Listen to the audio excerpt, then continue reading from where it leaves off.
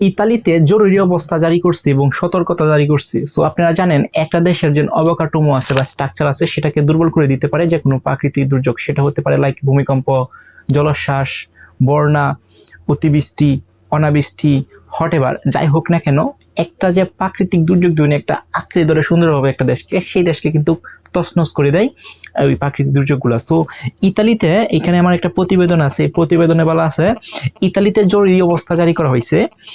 ঘূর্ণিঝড় হ্যারির প্রভাবে ইতালির ক্যালাব্রিয়া, সিরিয়া ও সার্ডিনিয়া অঞ্চলে ব্যাপক ক্ষতিগ্রস্তর পর দেশটিতে জরুরি অবস্থা ঘোষণা করা হয়েছে। টানা ভারী বৃষ্টিপাতে সিলিয়ার নিশেমি শহরে ভয়াবহ ভূমিধসের অন্তত 1,500 জন মানুষের বাস্তুচ্যুত হয়েছে। অর্থাৎ বাড়িঘর যেগুলো আছে সেটা ভূমিধসের কারণে বাড়িগুলো হারিয়ে গেছে এবং বাড়িঘরগুলো ধ্বংস হয়ে গেছে।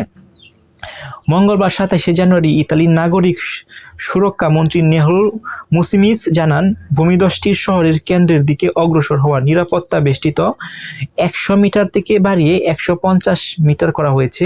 রাষ্ট্রীয় সম্প্রচার মাধ্যম রাইট নিউজ তথ্য অনুসারে ভূমিধসের রেখা বর্তমানে প্রায় 4 কিলোমিটার পর্যন্ত বিস্তৃত। সো একটা চিন্তা করে দেখেন, একটা ভূমিকম্প বা মাটি ধসের বা ভূমিধসের রেখা হচ্ছে 4 কিলোমিটার পর্যন্ত বিস্তৃত হতে থাকে। রাইট নাও কি অবস্থা আছে হচ্ছে ইতালি। নাগরিক সুরক্ষা বিভাগের প্রধান ফেভিও সিলিয়ানো সতর্ক করে বলেন, ভূমিধসে থামেনি এবং পরিস্থিতি আরও অবনতি হলে বাস্তুচ্যুত মানুষের সংখ্যা বাড়তে পারে। নিমেষে কয়েকদিনের মধ্যে ব্যবধানে 2টি বড় ভূমিধসের ঘটনা ঘটেছে। ক্ষতিগ্রস্ত এলাকার গভীরতা কোথাও কোথাও 6 মিটার পর্যন্ত বিস্তৃত ধারণা করা হয়েছে। সো হিউজ পরিমাণ একটা গভীরতা আছে। এমন অবস্থায় আনসা জানা জরুরি পরিস্থিতিতে মোকাবেলায় ইতালি সরকার জাতীয় জরুরি তহবিল থেকে প্রাথমিকভাবে 10 কোটি ইউরো বরাদ্দ দিয়েছে।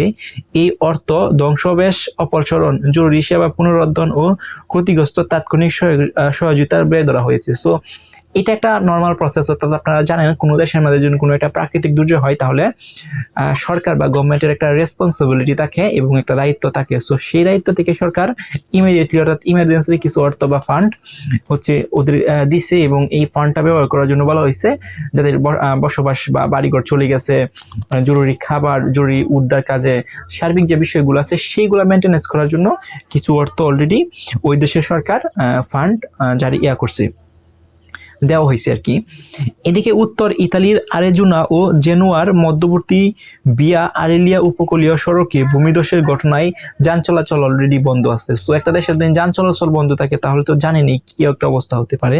সার্ডিনিয়া ঝড় ও ভারী বৃষ্টিপাতের সতর্কতা আরো 24 ঘন্টা বাড়িয়েছে কর্তৃপক্ষ। অর্থাৎ ওই যে ইতালির আবহাওয়া দপ্তর আছে তারা ভারী বৃষ্টিপাতের আরো 24 ঘন্টা পর্যন্ত হতে পারে বা এরকম একটা